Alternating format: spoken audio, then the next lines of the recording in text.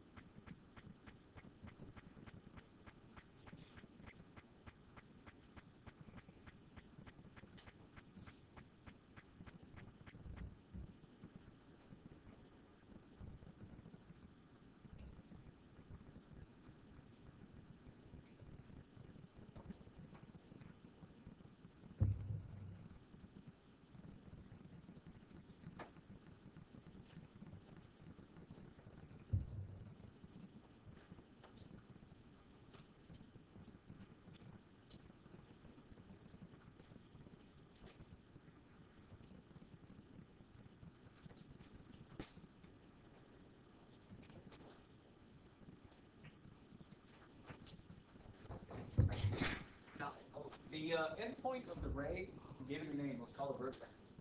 And we found something else that was important about the ray. A lovely feature about a ray is that if we have two rays that have a common vertex, then we form an angle. So so this is how we got started with angles. This is the angle kind of broke down for you. If I broke down an angle, this is what I'll end up with. I'll end up with two rays and a vertex that have in common. Now since we have two, we have to start defining some important items. One in particular, we have to call one the beginning and one the end. This is why they came up with this terminology. Initial position, terminal position. Initial means the beginning. Terminal means the end. And when it talks about both of those, it talks about it in such a way in where we have two rays, it becomes important to define the first one as the beginning, the other one as the end, in order to know the direction and also the angle that will be formed for both those purposes. So each angle is going to be named initial side, terminal side.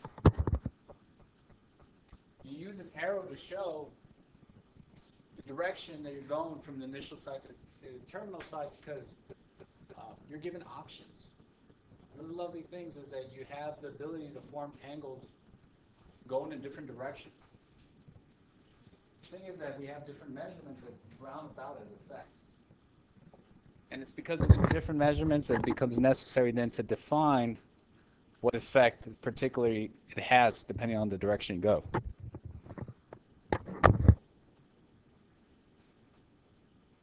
Please also draw the little diagram you all see over there at the bottom.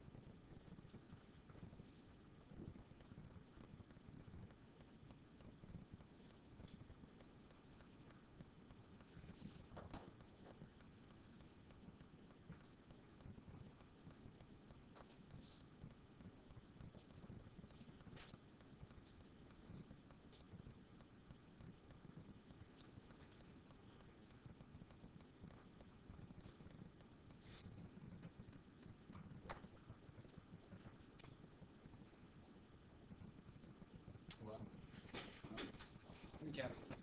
I don't know why it's raining. All right, lovely. Now, let's see how everybody's doing.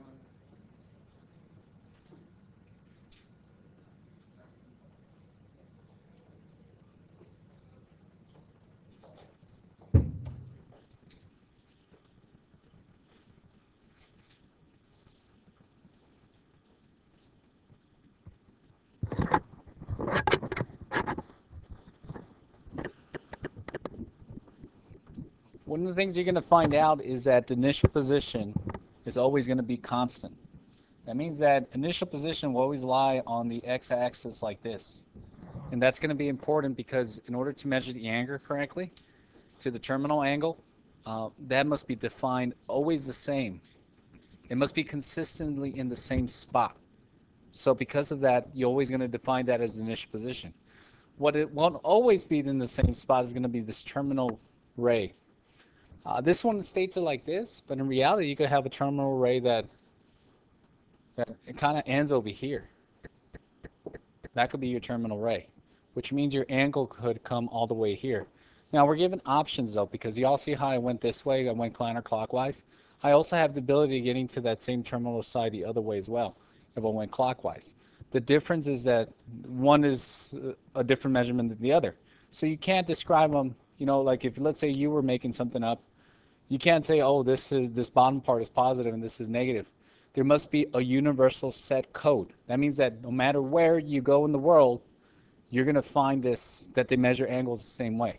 So this is a universal set code for math, that the direction of the angle is going to be positive if you go counterclockwise.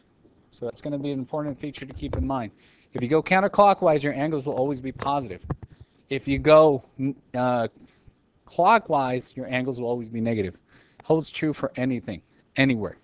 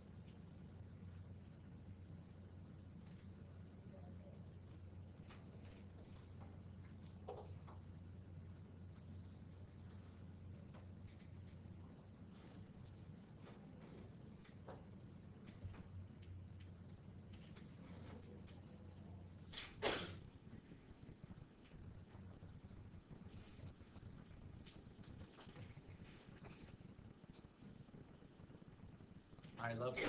Now that we have the idea of how to measure angles, then let me give you an example. Let me write down some physical to make a little bit more sense for you, because it's going to be important that you all understand what, like how this works in a way. Okay. Now remember, our initial side remains the same. So this being the initial side means that it's going to be in the same spot. Now this is my terminal side. I'll change colors. I'll go this way, and let's say that I'm going to go first clockwise, counterclockwise, and let's call this angle 120 degrees. It's lovely, not difficult. That's how you're used to measuring angles. The thing that is going to be new for you is that if I go the other way around, I get to the same terminal side, but because of the direction, you all see how I traveled much more distance? It makes sense to give it much more of a value, and actually it does. The much more of a value is going to be an amount that being negative 240 degrees. The key, the newness of what we're doing is going to be that now, because of the direction that we head is negative. You're not used to seeing negative angles. It's probably something new, first time seeing. If that's the case, don't feel, feel comfortable with it. Feel safe because it gets to the same spot. Now, if I add both of them, I end up with the complete revolution, which is 360 degrees. So that's lovely. All right, now let's go ahead and move over to the next part of angles, and we're going to get into what standard position is. When we place an angle with the initial side on the x-axis and the terminal side inside one of the quadrants, we refer to it as being a standard position.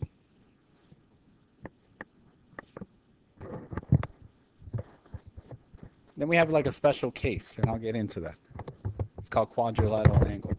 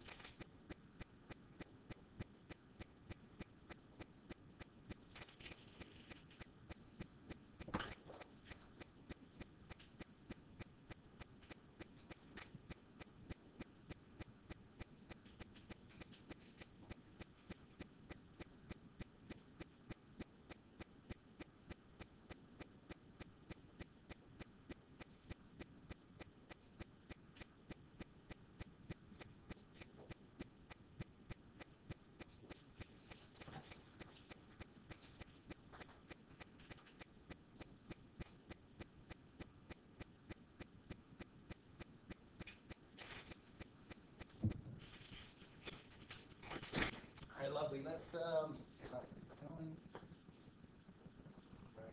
also figured, because I want to talk about an item that comes up on this.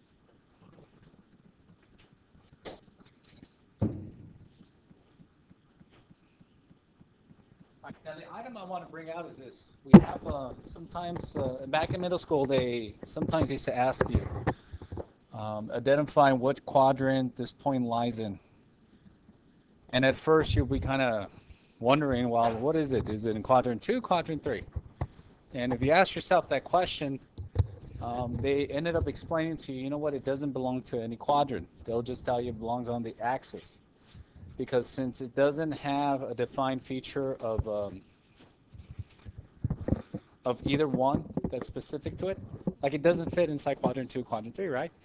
That happens with also terminal sides. You know, like some of these terminal sides will sometimes end up not, they'll end up here. And this is a special type of angle then.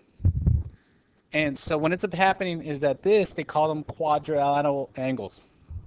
If they end up not inside a quadrant, so this is one, this is another.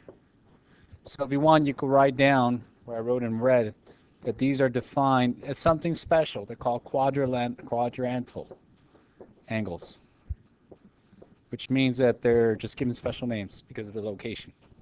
Because you can't call them standard position angles, because they don't lie inside a quadrant.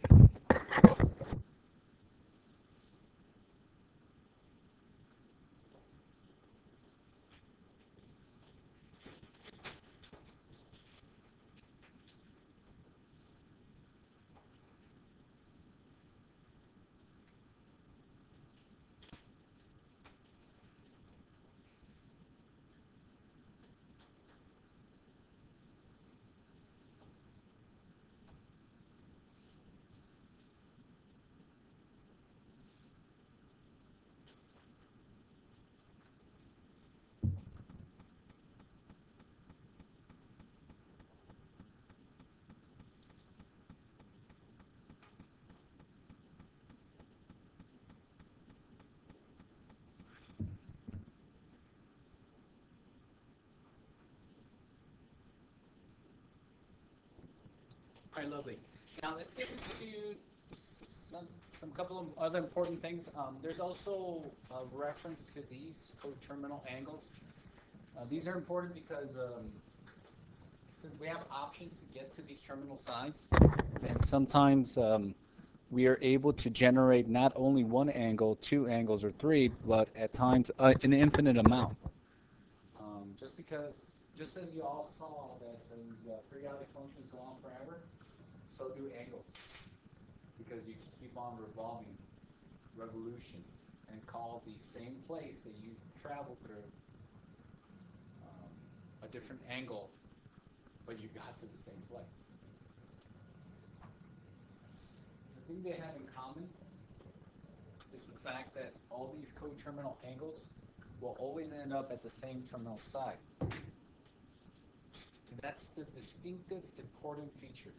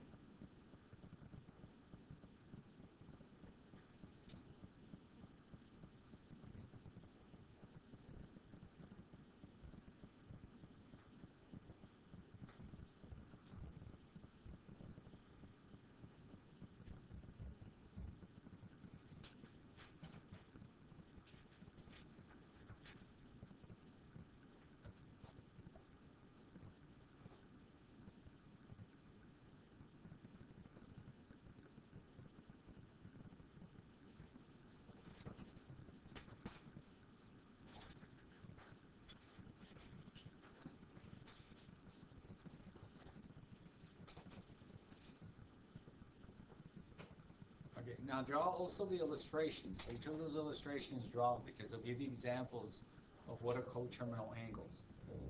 If you notice, the arrows end up at the same place. That's why they call coterminal. Pretty much every angle that I've drawn, I've made coterminal angles to them because I've always ended up at the same terminal side, but using different measurements, negative and positive.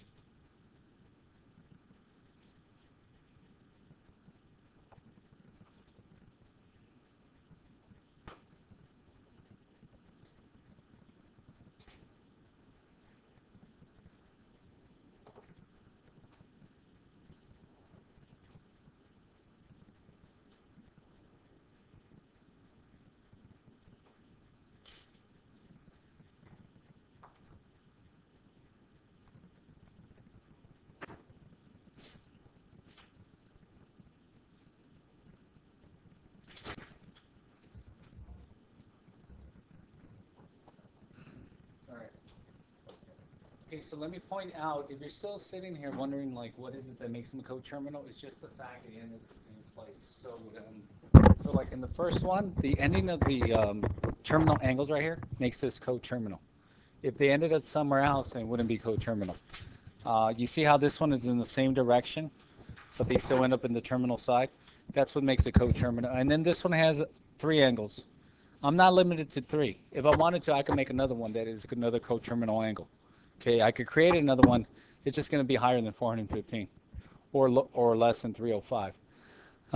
Let's go ahead and get into how we measure angles. Now, this is familiar, so this is going to be it's going to be safe and easy for you, because with degrees, we have an angle that's formed every time counterclockwise until your terminal side coincides with your initial side. 1 revolution does equal 360 degrees.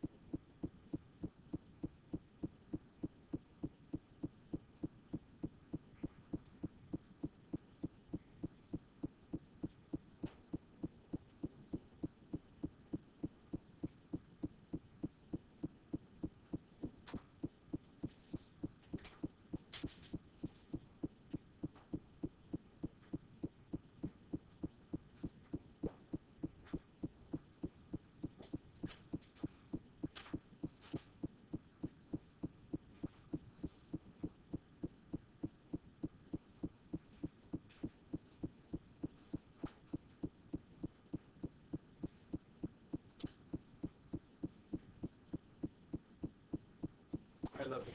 Now, so that's pretty simple. It was not anything, I think most of you are used to it.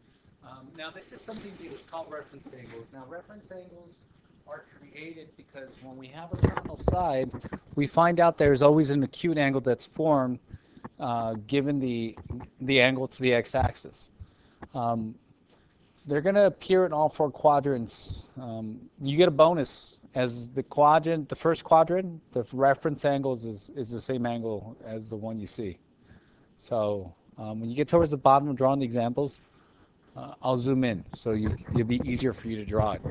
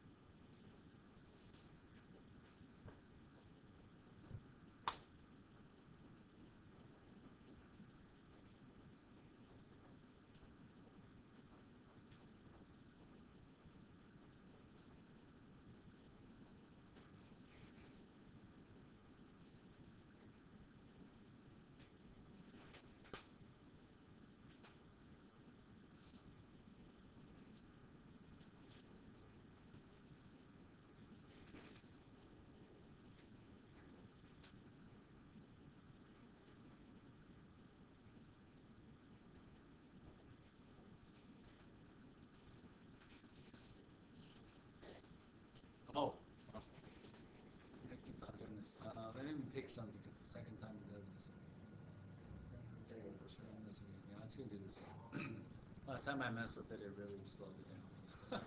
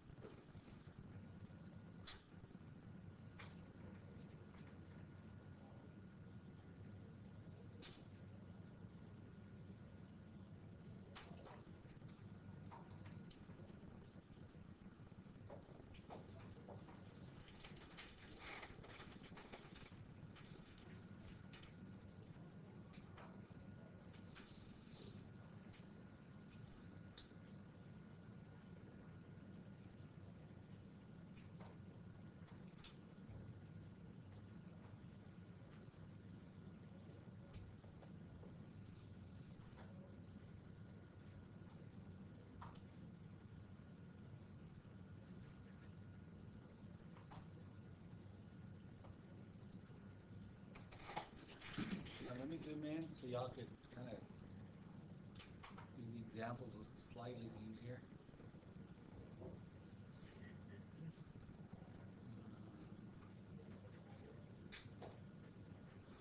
Zoom in just slightly more so it doesn't go too far. Okay, now I want you to draw these four because the locations of what they are does not change. And what I mean is that, now I love this one, I love the first one because it's its own reference angle. So that one's not difficult. The reference angle for this one is also very intuitive. The one that's not so intuitive, probably the hardest one to recognize, is this one here. All reference angles are less than 90 degrees. So that's the reason we don't see it go this way. It goes from this way this way. So that's how you know what the reference angles on that one. And the last one, that one is kind of intuitive, so that one's lovely. Yeah, I know it's right. Sure, first. All right, go ahead. Oh, it's your cable.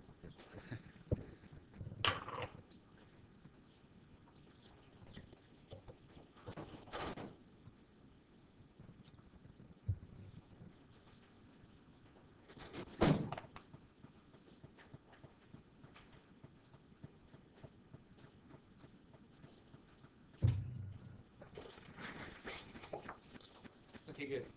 Everybody has them joined in? On it? No? Let's wait. I'll wait a little.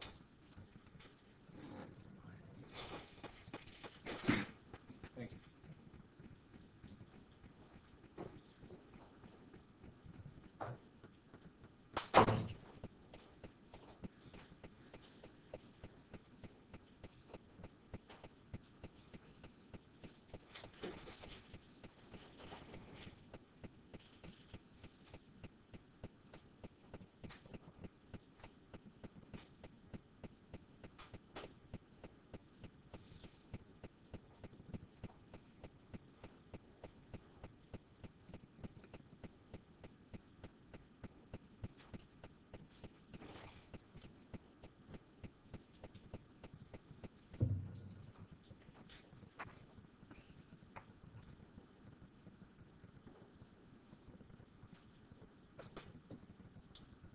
All right.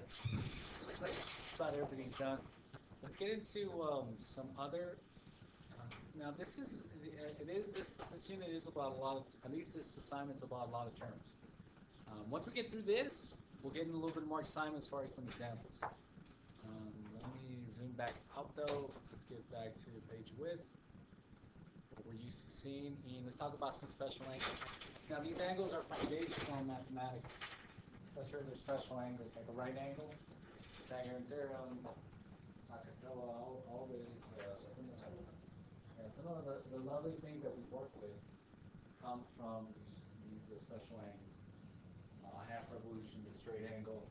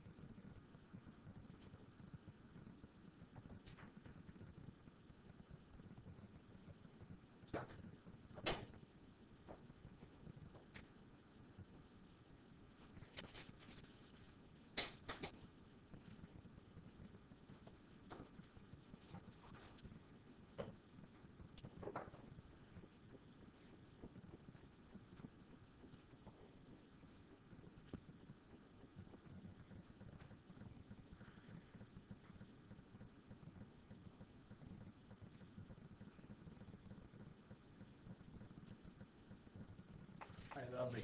Okay, now, this is kind of easy. One of the things that probably the last thing we're going to work on is like this.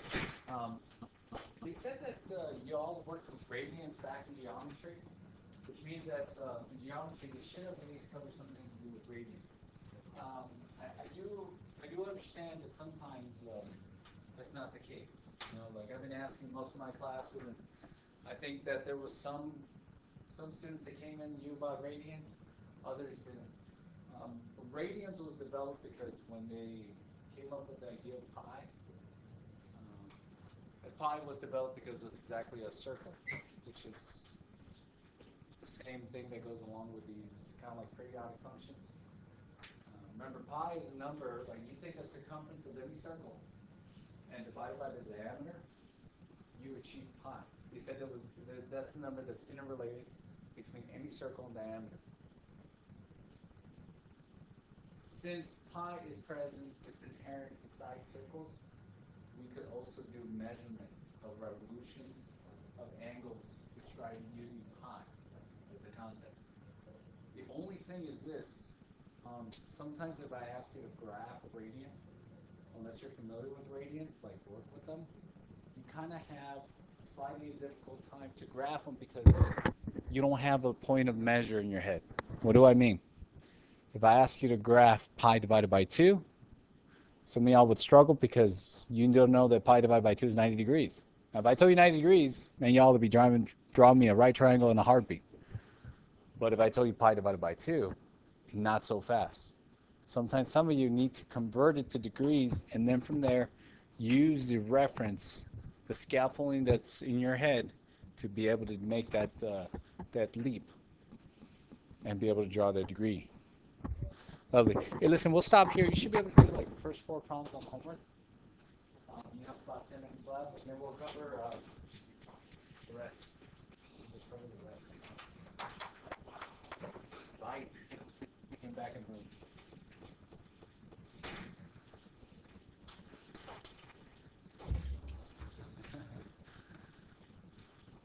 Man, it's time to wake up.